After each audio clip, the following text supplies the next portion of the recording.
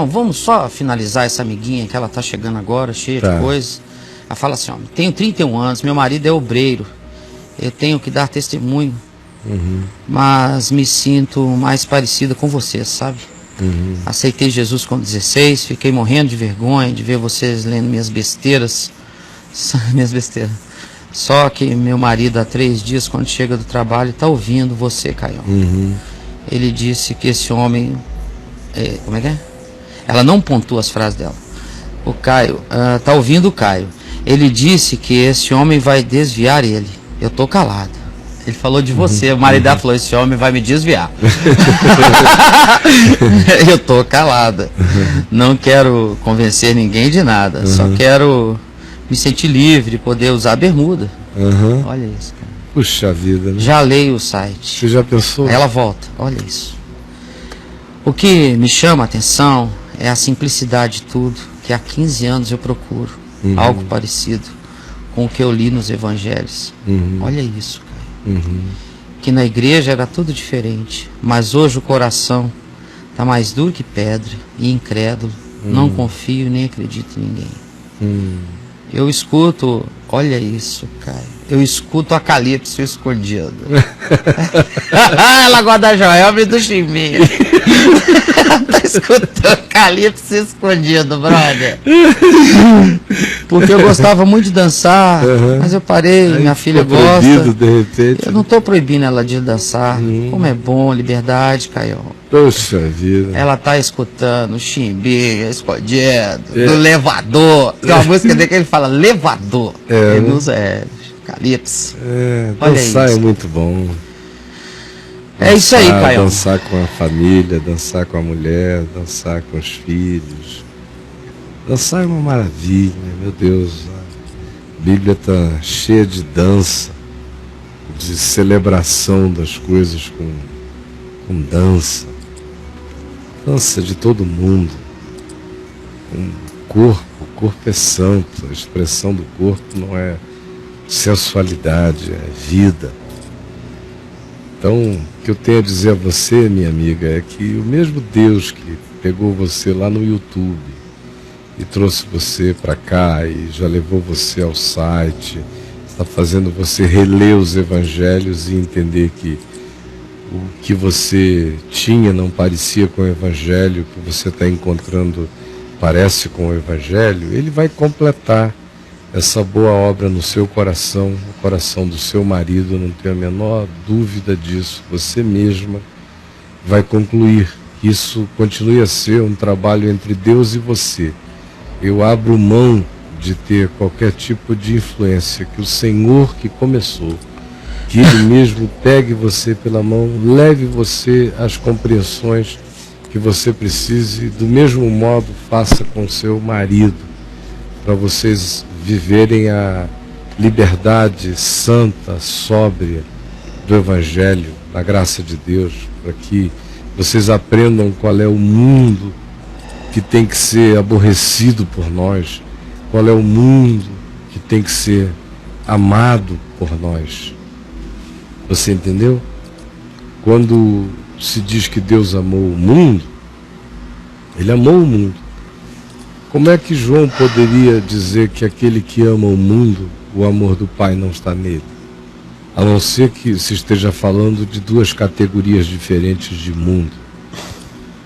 Quando se diz que Jesus, que Deus amou ao mundo e por isso enviou o seu Filho, se está falando do cosmos, da criação, de tudo que existe como criação e do acontecimento humano, civilizatório, que é o que produz o sistema mundo. Quando se diz que Deus amou o mundo, se está dizendo que Deus amou a humanidade, Deus amou a criação. Deus amou o que Ele criou, o cosmos, e tudo que nele se contém, o mundo e os que nele habitam. Deus amou e ama. Quando se diz que se alguém amar o mundo, o amor do Pai não está nele, se está falando do sistema do mundo, daquilo que a gente vai construindo, que são os sistemas de egoísmo, de recompensas mentirosas, de convenções falsas que são impostas sobre as pessoas, de perseguição de objetivos que não realizam o coração, mas que são tiranicamente impostos sobre a vida humana.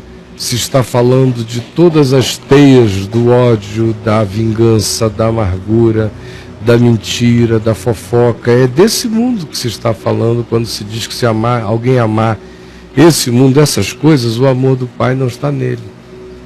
Isso parece uma tolice o que eu estou lhe dizendo aqui, mas é por causa dessa confusão que boa parte dessas coisas se desencontram na cabeça da gente.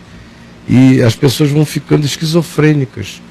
E acaba que prevalece o lado reacionário, o lado preconceituoso, o lado hostil da gente contra tudo. E aí é mais fácil ser um fanático do que ser uma pessoa aberta e que examina tudo e que vai caminhando segundo a sua própria consciência.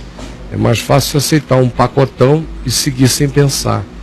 Mas quando essas distinções que eu acabei de apresentar entre amar ao mundo, que eu tenho que fazer segundo Deus, amar a criação, amar toda criatura, amar o meu próximo, e não amar o mundo, porque senão o amor de Deus não está em mim, que é não amar os sistemas da malignidade desse mundo, enquanto a gente não entende isso, a gente fica sem saber o que é mundo. Então a igreja, a religião diz que mundo é definido por exterioridades. Então uma pessoa é do mundo se ela estiver vestindo uma determinada roupa, que uma pessoa famosa também gosta de vestir, ou que as pessoas ricas, num ambiente de igreja que seja complexado, com complexo de inferioridade, se o rico vestir, o pobre que for vestir é besta, é vaidoso. Então já está seguindo o mundo. Então por isso ele não pode, ele tem que se vestir de uma determinada forma. Ou então o mundo passa a ser o que a projeção da cabeça de pastores doentes determinam. O cara vive cheio de lascívia, de sensualidade, ele não pode ver um joelho que ele fica doido, uma coxa então o desarvora. Se ele vir uma bunda na praia, ele fica doidinho. Aí ele diz que aquilo é o diabo, mas ele não tem coragem de assumir que é ele que está cheio de lascívia, de desejo. Então é mais fácil dizer que foi um demônio falando no ouvido dele do que dizer eu estou cheio de desejo lascivo no meu coração. E bota a culpa no diabo e não se enxerga. E aí, se ele é do tipo que diz eu não posso ter isso, então ninguém terá, então ele chega na igreja, como ele é quem manda, ele é que faz a doutrina, ele é que faz os usos e costumes. Ele começa a afirmar os usos e costumes que outros já tenham criado ou os que ele mesmo crie, que basta ele começar a dizer que aquilo é uma vergonha, que homem e mulher de Deus não são daquele jeito, que daqui a pouco tem uma cultura formada e que nada mais é do que o reflexo da lascívia dele. Da lascívia dele, não tem nada a ver com o evangelho, nem com nenhum olhar de Deus, tem a ver com a lascívia dele. Ele é que não pode ver um joelho que fica doido. Ele é que não pode ver um decotezinho de nenhuma natureza que ele já imagina como ele se atolaria naqueles peitos, ele fica doido, então ele proíbe. Ele é que é um grande lascivo. Então o mundo vai virando exterioridades que são produzidas em geral pela cabeça de entes lascivos, de entes complexados, com complexo de inferioridade. Então tudo que outros que eles considerem mais ricos ou mais belos façam ou vistam, ele repudia, e é mundo. É mundo porque não fui eu que fiz ou não tem o nome de Jesus, então não é uma música de Deus. Se fosse eu que tivesse feito, mesmo que não tivesse o nome de Jesus, eu sou um homem de Deus, então o que eu produzo é divino. Agora, como foi um outro e não tem o nome de Deus, então é do mundo. Agora, se tiver o nome Jesus na composição, pode falar a maior besteira que ele vai cantar como se fosse coisa de Deus.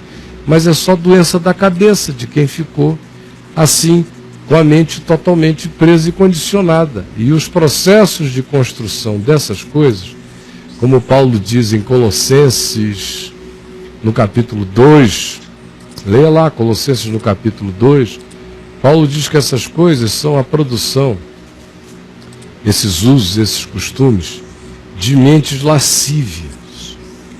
Ele afirma isso. Gente que diz: não pegues isso, não toques aquilo, não pegues aquilo outro.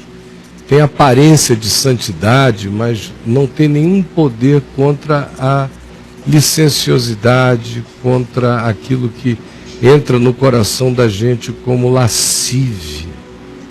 Não tem poder. Mas são esses que criam essas regras, esses usos, esses costumes, exteriorizando as suas doenças, que passam a ser o padrão de comportamento de um determinado grupo. E aquilo não tem absolutamente nada a ver com o Evangelho.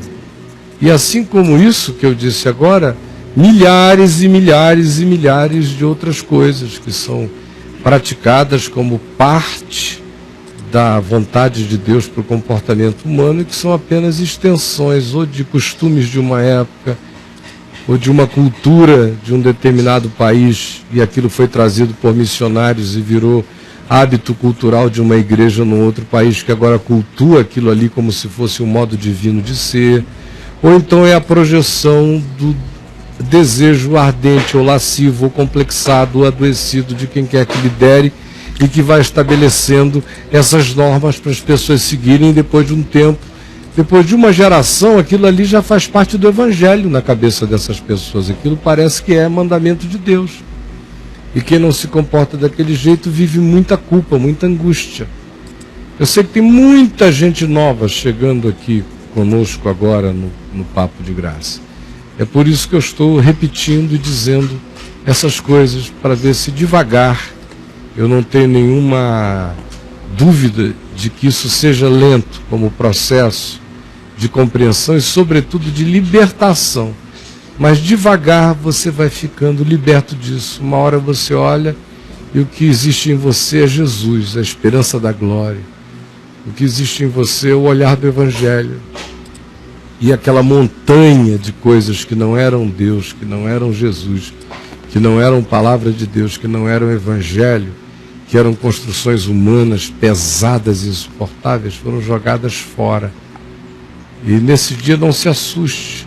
Não fique com medo dessa paz, porque as pessoas estão tão acostumadas a viver num estado de desassossego permanente que elas chamam o seu desassossego de perturbação santificada do Espírito Santo. E aí no dia que elas experimentam paz, tem gente que entra em crise, porque está acostumada a viver atormentada. Não é assim. Você foi chamado para ter paz como um rio. Em nome de Jesus.